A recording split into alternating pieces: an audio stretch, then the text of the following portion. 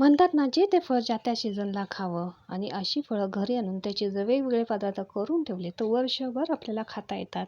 तर बाजारात मस्त असे ताजे-ताजे आवळे आलेले आहेत. मग काय अर्धा किलो मी आवळे घेऊन आले.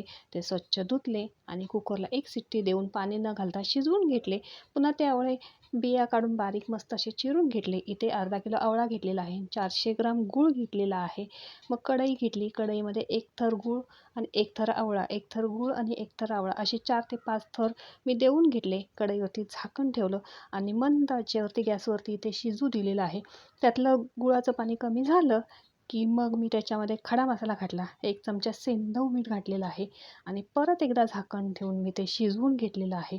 आणि पुन्हा एकदा पाणी कमी झालं की त्याच्यामध्ये 2 चमचे वेलची पूड, 1 चमचा चाट मसाला घातला आणि परत झाकण ठेवून इथे शिजवून घेतलेलं आहे. त्यातलं पूर्ण पाणी गुळाचं आटलेलं आहे आणि झटपट असा आपला हा मोर आवळा तयार झालेला आहे. नक्की ट्राय करून बघा.